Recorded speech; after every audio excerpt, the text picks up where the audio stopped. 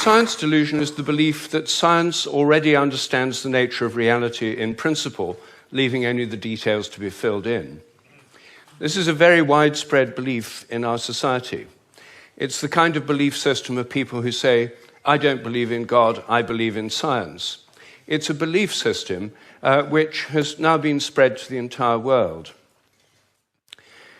But there's a conflict in the heart of science between science as a method of inquiry based on reason, evidence, hypothesis, and collective investigation, and science as a belief system or a worldview. And unfortunately, the worldview aspect of science has come to inhibit and constrict the free inquiry, which is the very lifeblood of the scientific endeavor. Since the late 19th century, science has been conducted under the aspect of a belief system or worldview, which is essentially that of materialism, philosophical materialism. And the sciences are now wholly owned subsidiaries of the materialist worldview. I think that as we break out of it, the sciences will be regenerated. What I do in my book, The Science Delusion, which is called Science Set Free in the United States, is take the 10 dogmas or assumptions of science and turn them into questions, seeing how well they stand up if you look at them scientifically. None of them stand up very well. What I'm going to do is first run through what these 10 dogmas are, and then I'll only have time to discuss one or two of them in a bit more detail. But essentially, the 10 dogmas, which are the default worldview of most educated people all over the world, are first that nature is mechanical or machine-like. The universe is like a machine, animals and plants are like machines, we're like machines. In fact, we are machines. We're lumbering robots, in Richard Dawkins' vivid phrase, with brains that are genetically programmed computers. Second, matter is unconscious. The whole universe is made up of unconscious matter. There's no consciousness in stars, in galaxies, in planets, in animals, in plants, and there ought not to be any in us either, if this theory is true. So a lot of the philosophy of mind over the last 100 years is trying to prove that we're not really conscious at all. So the matter's unconscious, then the laws of nature are fixed. This is dogma 3. The laws of nature are the same now as they were at the time of the Big Bang, and they'll be the same forever. Not just the laws, but the constants of nature are fixed, which is why they're called constants. Dogma 4, the total amount of matter and energy is always the same. It never changes in total quantity, except at the moment of the Big Bang, when it all sprang into existence from nowhere in a single instant. The 5th dogma is that nature is purposeless. There are no purposes in all nature, and the evolutionary process has no purpose or direction. Dogma 6, biological heredity is material. Everything you inherit is in your genes, or in epigenetic modifications of the genes, or in cytoplasmic inheritance. It's material. Dogma 7, memories are stored inside your brain as material traces. Somehow everything you remember is in your brain in modified nerve endings, phosphorylated proteins. No one knows how it works, but nevertheless, almost everyone in the scientific world believes it must be in the brain. Dogma 8, your mind is inside your head. All your consciousness is the activity of your brain and nothing more. Dogma 9, which follows from dogma 8, psychic phenomena like telepathy are impossible. Your thoughts and intentions cannot have any effect at a distance because your mind's inside your head. Therefore, all the apparent evidence for telepathy and other psychic phenomena is illusory. People believe these things happen, but it's just because they don't know enough about statistics, or they're deceived by coincidences, or it's wishful thinking. And dogma 10, mechanistic medicine is the only kind that really works. That's why governments only fund research into mechanistic medicine and ignore complementary and alternative therapies. Those can't possibly really work because they're not mechanistic. They may appear to work because people would have got better anyway, or because of the placebo effect. But the only kind that really works is mechanistic medicine. Well, this is the default worldview, which is held by almost all educated people all over the world. It's the basis of the educational system, the National Health Service, the Medical Research Council, governments, and it's just the default worldview of educated people. But I think every one of these dogmas is very, very questionable. And when you look at it, they fall apart. I'm going to take first the idea that the laws of nature are fixed. This is a hangover from an older worldview before the 1960s, when the Big Bang Theory came in. People thought that the whole universe was eternal, governed by eternal mathematical laws. When the Big Bang came in, then that assumption continued, even though the Big Bang revealed a universe that's radically evolutionary, about 14 billion years old, growing and developing and evolving for 14 billion years, growing and cooling, and more structures and patterns appear within it. But the idea is all the laws of nature were completely fixed at the moment of the Big Bang, like a cosmic Napoleonic code. As my friend Terence McKenna used to say, modern science is based on the principle, give us one free miracle and we'll explain the rest. And the one free miracle is the appearance of all the matter and energy in the universe and all the laws that govern it from nothing in a single instant. Well, in an evolutionary universe, why shouldn't the laws themselves evolve? After all, human laws do, and the idea of laws of nature is based on a metaphor with human laws. It's a very anthropocentric metaphor. Only humans have laws. In fact, only civilized societies have laws. As C.S. Lewis once said, to say that a stone falls to earth because it's obeying a law makes it a man and even a citizen. It's a metaphor that we've got so used to, we forget it's a metaphor. In an evolving universe, I think a much better idea is the idea of habits.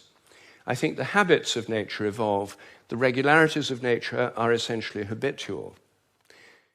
This was an idea put forward at the beginning of the 20th century by the American philosopher C.S. Peirce.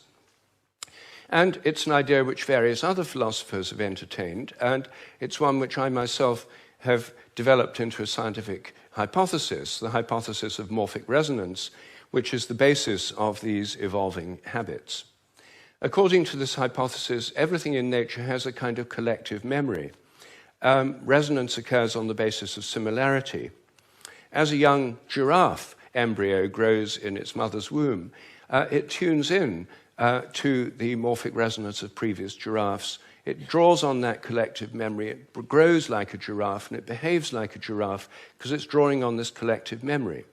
It has to have the right genes to make the right proteins, but genes, in my view, are grossly overrated. They only account for the proteins that the organism can make, not the shape or the form or the behavior. Every species has a kind of collective memory. Even crystals do. This theory predicts that if you make a new kind of crystal for the first time, the very first time you make it, it won't have an existing habit. But once it crystallizes, then the next time you make it, there'll be an influence from the first crystals to the second ones all over the world by morphic resonance. It'll crystallize a bit easier. The third time, there'll be an influence from the first and second crystals. There is, in fact, good evidence that new compounds get easier to crystallize all around the world, just as this theory would predict. It also predicts that if you train animals to learn a new trick, for example, rats learn a new trick in London, then all around the world, rats of the same breed should learn the same trick quicker just because the rats have learned it here. And surprisingly, there's already evidence that this actually happens. Anyway, that's my own hypothesis in a nutshell of morphic resonance. Everything depends on evolving habits, not on fixed laws. But I want to spend a few moments on the constants of nature too, because these are, again, assumed to be constant. Things like the gravitational constant, the speed of light, are called the fundamental constants. Are they really constant? Well, when I got interested in this question, I tried to find out. they're given in physics handbooks. Handbooks of physics list the existing fundamental constants, tell you their value. But I wanted to see if they'd changed, so I got the old volumes of physical handbooks. I went to the Patent Office Library here in London, and they're the only place I could find that kept the old volumes. Normally people throw them away when the new values come out. They throw away the old ones. When I did this, I found that the speed of light dropped between 1928 and 1945 by about 20 kilometers per second. It's a huge drop because they're given with errors of only fractions of decimal points of error. And yet, all over the world, it dropped, and they were all getting values very similar to each other with tiny errors. And then in 1945, it went up, 48, it went up again.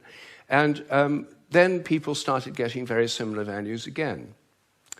I was very intrigued by this, and I couldn't make sense of it. So I went to see the head of metrology at the National Physical Laboratory in Teddington.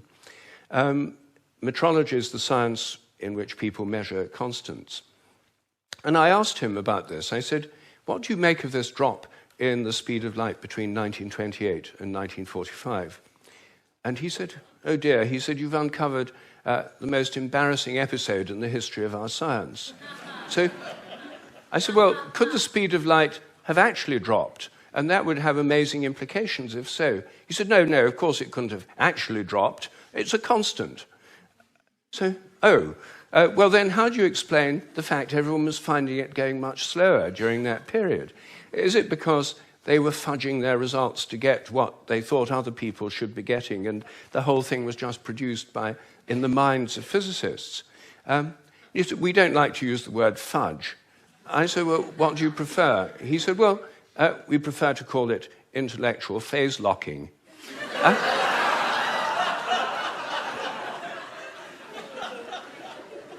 So I said, well, if it was going on then, how can we be so sure it's not going on today? And that the present values are produced by intellectual phase locking. And he said, oh, we know that's not the case. I said, how do we know? He said, we've solved the problem. And I said, well, how? He said, well, we fixed the speed of light by definition in 1972. So I said, but it might still change. He said, yes, but we'd never know it because we've defined the meter in terms of the speed of light. So the units had changed with it. So he looked very pleased about that. They'd fixed that problem. But I said, well, then what about big G? The gravitational constant, known in the trade as big G, is written with a capital G, Newton's universal gravitational constant. That's varied by more than 1.3% in recent years. And it seems to vary from place to place and from time to time. And he said, oh, well, those are just errors. And unfortunately, there are quite big errors with big G. So I said, well, what if it's really changing? I mean, perhaps it is really changing. And then I looked at how they do it. What happens is they measure it in different labs. They get different values on different days, and then they average them. And then other labs around the world do the same, and they come out usually with a rather different average. And then the International Committee on Metrology meets every 10 years or so and average the ones from labs around the world to come up with the value of big G. But what if G were actually fluctuating? What if it changed? There's already evidence, actually, that it changes throughout the day and throughout the year. What if the Earth, as it moves through the galactic environment, went through patches of dark matter or other environmental factors that could alter it? Maybe they all change together. What if these errors are going up together and down together? For more than 10 years, I've been trying to persuade metrologists to look at the raw data. In fact, I'm now trying to persuade them to put it online on the internet with the dates and the actual measurements and see if they're correlated, to see if they're all up at one time, all down at another. If so, they might be fluctuating together, and that would tell us something very, very interesting. But no one has done this. They haven't done it because G is a constant. There's no point looking for changes. You see, here's a very simple example of where a dogmatic assumption actually inhibits inquiry. I myself think that the constants may vary quite considerably, within narrow limits, but they may all be varying And I think the day will come when scientific journals like Nature have a weekly report on the constants, like stock market reports in newspapers. You know, this week Big G was slightly up, the charge on the electron was down, the speed of light held steady, and so on. That's one area, just one area where I think thinking less dogmatically could open things up. One of the biggest areas is the nature of the mind. This is the most unsolved problem, as Graham just said, that science simply can't deal with the fact we're conscious. And it can't deal with the fact that our thoughts don't seem to be inside our brains. Our experiences don't all seem to be inside our brain. Your image of me now doesn't seem to be inside your brain, yet the official view is there's a little Rupert somewhere inside your head, and everything else in this room is inside your head. Your experience is inside your brain. I'm suggesting actually that vision involves an outward projection of images. What you're seeing is in your mind but not inside your head. Our minds are extended beyond our brains in the simplest act of perception. I think that we project out the images we're seeing, and these images touch what we're looking at. If I look at you from behind, you don't know I'm there. Could I affect you? Could you feel my gaze? There's a great deal of evidence that people can. The sense of being stared at is an extremely common experience, and recent experimental research suggests it's real. Animals seem to have it too. I think it probably evolved in the context of predator-prey relationships. Prey animals that could feel the gaze of a predator would survive better than those that couldn't. This would lead to a whole new way of thinking about ecological relationships between predators and prey, also about the extent of our minds. If we look at distant stars, I think our minds reach out in a sense to touch those stars and literally extend out over astronomical distances. They're not just inside our heads. Now, it may seem astonishing that this is a topic of debate in the 21st century. We know so little about our own minds that where our images are is a hot topic of debate within consciousness studies right now. I don't have time to deal with any more of these dogmas, but every single one of them is questionable. If one questions it, new forms of research, new possibilities open up. And I think as we question these dogmas that have held back science so long, science will undergo a reflowering, a renaissance. I'm a total believer in the importance of science. I've spent my whole life as a research scientist, my whole career. But I think by moving beyond these dogmas, it can be regenerated. Once again, it can become interesting and, I hope, life-affirming. Thank you.